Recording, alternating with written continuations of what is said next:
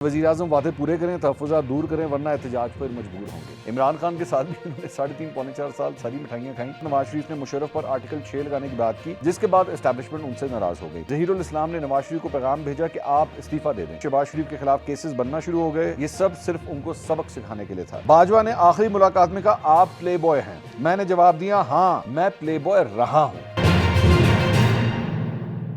अस्सलाम वालेकुम नाज़रीन, मैं हूं मंसूर अली खान। अपने डिजिटल चैनल के ऊपर आपको खुशामदीद कहूँगा। एक और वीलॉग में आपको खुशामदीद कहेंगे। बड़ी इंटरेस्टिंग खबर आज इस वीलॉग के अंदर आपके साथ शेयर करनी है। मेरे कप्तान ने एक बहुत बड़ा एतराफ़ किया है और पहले मेरे ख्याल में शायद इससे पहले उन्होंने कभी नहीं किया था, लेकिन जो ये एतराफ़ जो की है बड़ा इंटरेस्टिंग एतराफ़ है। अपनी ज़ात के हवाले से उन्होंने एक चीज़ आज एडमिट की है। मैं भी थोड़ी देर में आपके साथ शेयर करता हूँ कुछ दीगर खबरें, ज़रा जल्दी जल्दी उनको ज़रा फोकस कर लें, फिर उसके बाद इस खबर को भी आपके साथ शेयर करते हैं। एक तो जनाब शहबाज शरीफ की ज़ेर सदारत कौमी सलामती कमेटी का इजलास जो है वो आज मुनक्किद किया जाएगा। दोपहर को ये इजलास होगा।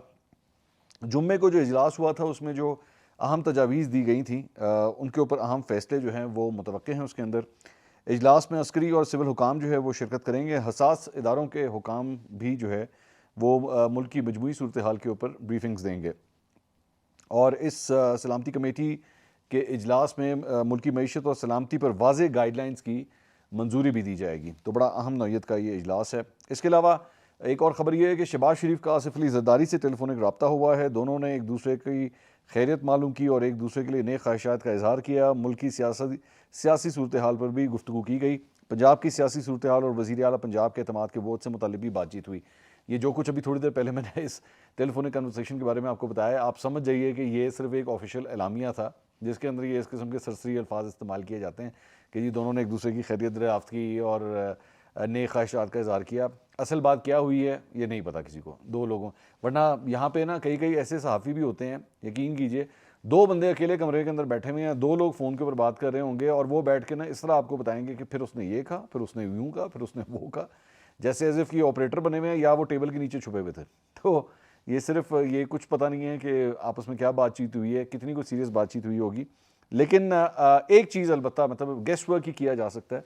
और एक जो गेस्ट वर्क है जो मेरा ख्याल में वो अगली ख़बर से रिलेटेड है और वो मामला ये है कि कराची में MQM पाकिस्तान की राब्ता कमेटी का इजलास हुआ है जिसमें फ़ैसला किया गया है कि पीपल्स पार्टी के गैर संजीदा रवैये और हल्का बंदियों के खिलाफ एहतजाज किया जाएगा और वफाक को अपने तहफ़्फ़ुज़ात से आगाह करने समेत सख्त मौक़िफ़ जो है वो इख्तियार किया जाएगा। सो बेसिकली इस वक्त MQM वैसे ही उनकी एक जो मुख्तलिफ़ फैक्शंस हैं उनको मिलाने का काम तो एक जारी है, लेकिन साथ ही साथ पीपल्स पार्टी से भी जो है वो MQM काफ़ी नाराज़ दिखाई देती है।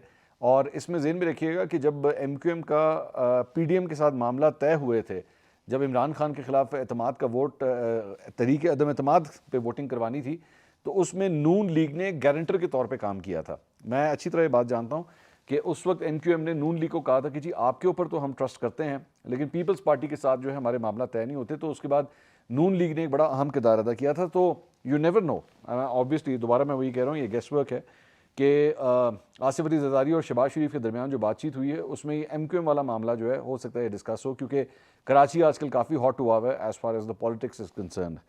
तो उस पर उन्होंने कहा जी राब्ता कमेटी के इजलास के बाद खालिद मकबूल सिद्दीकी ने प्रेस कॉन्फ्रेंस की। उन्होंने कहा वज़ीर-ए-आज़म वही मैं कह रहा हूँ ना कि वज़ीर-ए-आज़म वादे पूरे करें, तहफ़्फ़ुज़ात दूर करें, वरना एहतजाज पर मजबूर होंगे। मैं अभी वहाँ तक पहुँचा नहीं था, लेकिन मैंने आपको पहले ही वो प्रेडिक्ट करके बताया था। वज़ीर-ए-आज़म 1-2 दिन में बता दें जो वादे किए थे वो पूरे होंगे या नहीं, बताएं हमारे वादों का क्या बना। हमने इस सूरत हाल में फ़ैसला करना है कि हुकूमत के साथ रहकर इलेक्शन लड़ेंगे या बाहर रहकर। अब सब्र करना मुश्किल होता जा रहा है। पीपल्स पार्टी से मुआहदे में हमारा नुक्ता ही यही था कि मौजूदा बल्दियाती हल्काबंदियाँ दुरुस्त नहीं, इनसे प्री पोल रिगिंग वाज़ेह है। 15 जनवरी से पहले कराची और हैदराबाद की असर नौ हल्काबंदियाँ की जाएँ। पीपल्स पार्टी ने यकीन से कहा था कि हमारे मुतालबात 100% जायज़ हैं, हल्काबंदियाँ दुरुस्त ना हुई तो सड़कों पर एहतजाज के लिए मजबूर होंगे। हम बल्दियाती इंतखाबात शफाफ और दबाव के बगैर चाहते हैं। हम चाहते हैं कि 15 जनवरी को साफ शफाफ और गैर जानिबदाराना बल्दियाती इंतखाबात हों। सिंध में बल्दियाती इंतखाबात के हवाले से हल्काबंदियाँ आइन और कानून के खिलाफ हैं। अच्छा, MQM के बारे में एक बात ज़हन में रखिएगा, ये मैं आपको अपने एक्सपीरियंस के साथ एक बात शेयर कर रहा हूँ कि MQM जितनी देर तक वो बैठती है ना इक़्तिदार के अंदर, सब अच्छा चल रहा होता है।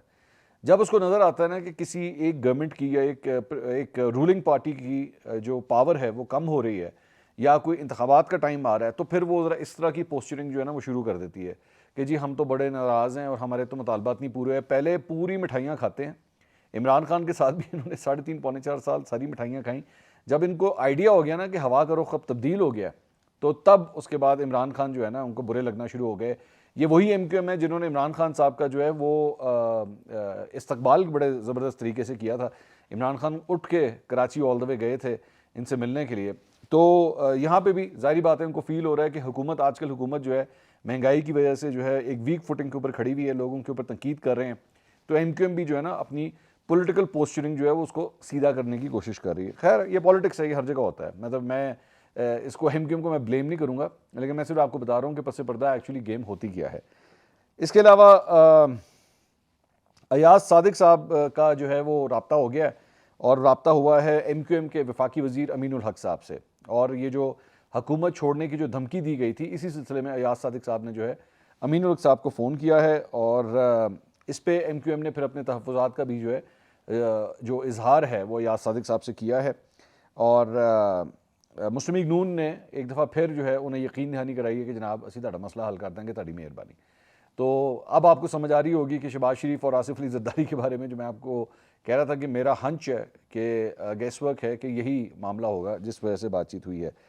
अच्छा जी, इसके अलावा मौलाना फजल रहमान ने जनाब मीडिया से गुफ्तगू की। उन्होंने कहा जी वफाकी हुकूमत सूबाई हुकूमत को कैसे फ़ंड्स जारी कर सकती है जबकि वज़ीर आला कह रहा है कि हम असम्बली तहलील करने जा रहे हैं, यानी वफाकी हुकूमत पैसे दे और आप असम्बली तहलील कर दें तो ये मुल्क को डुबोने वाली बात है। ये बेसिकली KP और पंजाब असम्बली से रिलेटेड जो है मौलाना फजल रहमान उस पर ये कमेंट कर रहे हैं। अंसार अब्बासी साहब ने एक बड़ा इंटरेस्टिंग वीलॉग किया है, मैं कुछ उसकी चीज़ें आपके साथ शेयर करना चाहूँगा। अंसार अब्बासी साहब ने कहा जी 2013 में हुकूमत बनाने के कुछ अरसे बाद नवाज शरीफ ने मुशर्रफ पर आर्टिकल 6 लगाने की बात की, जिसके बाद इस्टेब्लिशमेंट उनसे नाराज़ हो गई। तब नवाज शरीफ को कमज़ोर करने या ख़त्म करने के लिए लंदन प्लान लॉन्च किया गया, जिसके अहम किरदार ताहिरुल कादरी और इमरान खान थे। तो उस वक्त के DGI ज़हीरुल इस्लाम ने नवाज शरीफ को पैगाम भेजा कि आप इस्तीफ़ा दे दें, यानी नवाज शरीफ इस्तीफ़ा दे दें। उन्होंने कहा कि मेरे ज़राए बताते हैं कि ऐसी बात हुई थी, लेकिन जनरल ज़हीरुल इस्लाम इस बात की तस्दीद करते हैं। ये बात ज़हन में रखिएगा कि जनरल ज़हीरुल इस्लाम आजकल पूरी तरह पाकिस्तान तहरीक इंसाफ को अब सपोर्ट करते हैं, ये ज़हन में रखिएगा। अच्छा, उन्होंने कहा जी शरीफों के खिलाफ करप्शन का बयानिया बनाने में इस्टेब्लिशमेंट का बड़ा हाथ था। नवाज शरीफ को नाअहल करवाने के बाद इस्टेब्लिशमेंट के 3 बड़े शहबाज शरीफ से मिले। ये उसी मीटिंग की बात हो रही है जिसका पिछले दिनों जिक्र जो है वो हामिद मीर साहब ने एक तकरीब में किया था। और मैंने भी फिर उसके बाद आपको एक खबर दी थी इस मीटिंग से रिलेटेड कि मेरे ज़राए क्या बताते हैं कि इस मीटिंग में एक्चुअली क्या हुआ था। अंसार अब्बासी साहब क्या कहते हैं, सुनिएगा ज़रा आगे। उन्होंने कहा कि वो जो मीटिंग थी उसमें शहबाज शरीफ की पंजाब में गवर्नेंस की बड़ी तारीफ़ की गई और कहा गया कि नून लीग को आप लीड करें तो आपको प्राइम मिनिस्टर बना देंगे। शहबाज शरीफ ने कहा कि अगर आप ये कहते हैं कि मैं नवाज शरीफ को छोड़ दूं तो ये मुमकिन नहीं है। इस मुलाकात के थोड़े अरसे बाद शहबाज शरीफ के खिलाफ केसेस बनना शुरू हो गए। ये सब सिर्फ उनको सबक सिखाने के लिए था। ये तमाम हकाइक हैं, ये मेरा तज्जिया नहीं है, ये कहा था अंसार अब्बासी साहब ने। उन्होंने कहा उसके बाद फिर इमरान खान इस्टेब्लिशमेंट के पसंदीदा बन गए। इमरान हुकूमत, अच्छा यहाँ पे मेरा एक पॉइंट जो मेरा इख्तलाफ आता है ना अंसार अब्बासी साहब से, ये जो कह रहे हैं ना कि उसके बाद इमरान खान इस्टेब्लिशमेंट के पसंदीदा बन गए, इससे खुद पहले थोड़ी देर पहले इन्होंने खुद ये फरमाया था कि नवाज शरीफ के खिलाफ लंदन प्लान बना और लंदन प्लान के अहम किरदार इमरान खान और डॉक्टर ताहिरुल कादरी थे और वो जो लंदन प्लान था वो इस्टेब्लिशमेंट ने बनाया था। तो इमरान खान साहब की कहानी तो इस्टेब्लिशमेंट के साथ, तो उस लंदन प्लान के साथ ही सेट हुई हुई थी, बल्कि उससे भी पहले की हुई हुई थी। तो ये इमरान खान साहब हमेशा ही फेवरेट रहे हैं, ऐसी बात नहीं है। मतलब मैं इस थ्योरी को मानने के लिए तैयार नहीं हूँ कि जी शहबाज शरीफ ने जब ना की तो फिर इमरान खान की तरफ जो है वो कहानी चलेगी। मेरा दिमाग इस चीज़ को नहीं मानता है। बहरहाल अंसार अब्बासी साहब और हामिद मीर साहब सीनियर सहाफ़ी हैं, मैं उनकी इज़्ज़त करता हूँ, लेकिन थोड़ा सा यहाँ पे इख्तलाफ करने की जसारत करूँगा, मेरा ख्याल में ऐसा नहीं है। अच्छा जी, उसके बाद उन्होंने कहा कि जी 2019 में नवाज शरीफ ने इस्टेब्लिशमेंट से ताल्लुकात बेहतर बनाने की कोशिश की। उसी साल पार्टी में से मुखालफत होने के बाद भी नवाज शरीफ ने एक्सटेंशन की हिमायत की। एक्सटेंशन का फैसला सिर्फ और सिर्फ नवाज शरीफ का था। इसके बाद भी हालात बेहतर ना हुए तो नवाज शरीफ ने सरेआम तकरीरों में उनका नाम लेना शुरू कर दिया। इसके बाद नवाज शरीफ ने मुकम्मल चुप हो गए और मरियम सिर्फ जनरल फैज़ तक आ गई। ये वो दौर था जब दोबारा इस्टेब्लिशमेंट से ताल्लुकात बेहतर करने की कोशिश की गई। नून लीग के अहम अहदेदार ने बताया कि अदम एतमाद वगैरह का सारा मामला नेचुरल नहीं था। एस्टैब्लिशमेंट की तरफ से नवाज शरीफ की वापसी में कोई रुकावट नहीं है। अब नवाज शरीफ को की वापस आना उनकी अपनी चॉइस है कि वो कब वापस आना चाहते हैं। तो चलें, एक बात तो क्लियर होगी कि तहरीक अदम एतमाद जो है वो इनकी अपनी चॉइस या नहीं थी, बल्कि नेचुरल नहीं था, और जो कुछ भी हो रहा था वो अननेचुरल तरीके से हो रहा था। और यही मैं बार बार कहता आया हूँ कि वो जो इमरान खान साहब यूं करके मरासला वगैरह हिलाते रहे हैं ना, मैं उस वक्त भी ये बात कहता था कि असल कहानी सिर्फ ये है कि आपका एस्टैब्लिशमेंट से आपकी कुटी हो गई थी, और कुटी होने की वजह से जो है ना ये मामला यहाँ तक पहुँचे। अगर आपकी कुटी ना हुई होती तो सब कुछ ठीक रहता। अब उस वक्त इमरान खान साहब में तो इतना तप्पड़ नहीं था कि वो एस्टैब्लिशमेंट को डायरेक्ट जो है वो बुरा भला कह सकते। तो उन्होंने सोचा कि सबसे बेहतर यहाँ पे छितर मारने के लिए जो एक पंचिंग बैग है वो है अमेरिका। आप अमेरिका के ख़िलाफ़ बात करें और सियासत चमकाएं अपनी, और उसके बाद उन्होंने किया। और जब जनरल बाजवा रिटायर होकर बाहर निकल आए तो उसके बाद उन्होंने कहा कि अब मैं जनरल बाजवा के ऊपर तनकीद कर सकता हूँ। अच्छा जी, अब आ जाए उस खबर की तरफ जो इमरान खान साहब ने एक एतराफ़ किया है, बड़ा इंटरेस्टिंग एतराफ़। उन्होंने कहा, इमरान खान साहब की चंद सहाफ़ियों से मुलाकात हुई। ये सहाफ़ी जो हैं ज़्यादातर ऐसे सहाफ़ी थे जो पाकिस्तान तहरीक इंसाफ के बड़े करीबी समझे जाते हैं और उनकी बीट रिपोर्टिंग भी जो है वो करते हैं, और इनका इमरान खान साहब तक एक्सेस जो है वो बड़े ही क्लोज़ एक्सेस है। तो उनके साथ इनकी मुलाकात हुई। बाद में जो खबर निकली है इस मीटिंग से, उसमें उन्होंने कहा कि जी जनरल बाजवा ने हुसैन हक़ानी को लॉबिंग के लिए अमेरिका में हायर किया। डोनाल्ड लू को पाकिस्तान से सबक पढ़ाया गया। हुसैन हक़ानी मेरे खिलाफ कैंपेन और जनरल बाजवा की तशहीर करते रहे। हालांकि अमेरिका में ट्रंप हुकूमत ने मेरा तारीखी इस्तकबाल किया था। अच्छा, अब ये जो बात हुसैन हक़ानी के ऊपर ये जो इल्ज़ाम लगाते हैं, हुसैन हक़ानी इसको डिनाई करते हैं। वो टोटली कहते हैं कि ये बिल्कुल गलत है, ऐसा कुछ नहीं है। कौन सच्चा है कौन झूठा मैं नहीं जानता, लेकिन सिर्फ मैं आपको पॉइंट ऑफ व्यू बता रहा हूँ। उन्होंने कहा कि जी जनरल बाजवा एहतसाब नहीं करना चाहते थे, इसलिए ताल्लुकात ख़राब हुए। बाजवा ने आखिरी मुलाकात में कहा, हाँ ये एतराफ़ है, अब ज़रा सुनने वाला है। उन्होंने कहा, बाजवा ने आखिरी मुलाकात में कहा आप प्ले बॉय हैं। मैंने जवाब दिया हाँ मैं प्ले बॉय रहा हूं। तो चलें, आज इमरान खान साहब ने यह भी एतराफ़ कर लिया कि वो एक ज़माने में प्ले बॉय रहे हैं। वो कह रहे मैं हूं नहीं, बाजवा साहब ने कहा आप हैं, इन्होंने कहा मैं हूं नहीं रहा हूं। तो अगर आप प्ले बॉय रहे भी हैं ना, तो चलें, ये भी आपके पाकिस्तान तहरीक इंसाफ के जितने भी चाहने वाले हैं उनको भी जो है ना वो एक क्लियर हो जाए, क्योंकि वो मानने को तैयार नहीं होते। कभी जब उनको बताया जाता है ना कि आप वाकई एक ज़माने में प्ले बॉय रहे हैं, तो वो मानने को तैयार नहीं होते। वो कहते हैं नहीं नहीं नहीं, खान साहब ने तो ज़िंदगी में कोई ऐसा काम किया ही नहीं है। जबकि आपके कितने स्कैंडल जो है वो वेस्टर्न मीडिया के अंदर आ चुके हैं, कितनी आपकी ऑडियोज़ आ चुकी हैं, मुबैना ऑडियोज़। तो उससे तो वैसे ही ये पता लगता है कि आप कितनी देर तक रहे थे। मतलब इन बातों से तो ये लगता है कि जब आप सियासत में थे आप तब भी ये प्ले बॉय वाली हरकतें करते रहे हैं। तो इमरान खान साहब ने अभी खुद भी इस बात को माना है कि वो प्ले बॉय रहे हैं।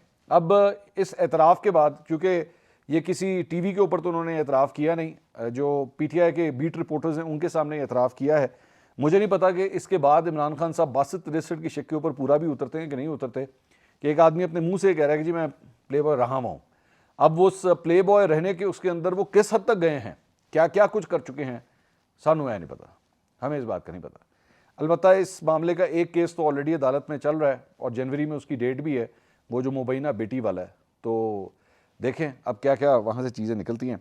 इसके अलावा उन्होंने कहा कि जी कमर बाजवा कमर पर छुरा मार रहा था और हमदर्दी भी कर रहा था। इस्टेब्लिशमेंट में ताहाल जनरल बाजवा का सेटअप काम कर रहा है। तो ये भी गिला है उनको इस्टेब्लिशमेंट से कि जनरल बाजवा तो चले गए लेकिन उनका सेटअप आज तक जो है वो इमरान खान साहब को तकलीफ़ पहुँचा रहा है। उन्होंने कहा पाकिस्तान में इस्टेब्लिशमेंट का नाम एक आदमी है, तो मतलब वो इस्टेब्लिशमेंट सीधा सीधा आर्मी चीफ की बात करते हैं। वो कहते हैं कि इस्टेब्लिशमेंट का मतलब एक आदमी होता है। मुल्क तब चलेगा जब फौज और सियासी पार्टियां एक प्लेटफॉर्म पर होंगी। हमारे 3 अरकान पंजाब असेंबली को इत्तेमाद के वोट के लिए इस्टेब्लिशमेंट ने न्यूट्रल रहने का कहा। कराची में एमक्यूएम को इकट्ठा और बाप को पीपल्स पार्टी में शामिल कराया जा रहा है। असेंबलियों में जाकर क्या करेंगे, कोई फ़ायदा नहीं। मुल्क में शफाफ इलेक्शन हो और पायदार हुकूमत बने। शफाफ इलेक्शन से मुल्क में इस्तेकाम आएगा। इस्टेब्लिशमेंट मईशत समेत सब बहरानों से निकालने में अहम किरदार अदा कर सकती है। बिलावल भुट्टो को अफगानिस्तान के बारे में कुछ भी मालूम नहीं है जी, क्योंकि ज़ाहिर बात है अफगानिस्तान के बारे में सबसे ज़्यादा इमरान खान साहब जानते हैं।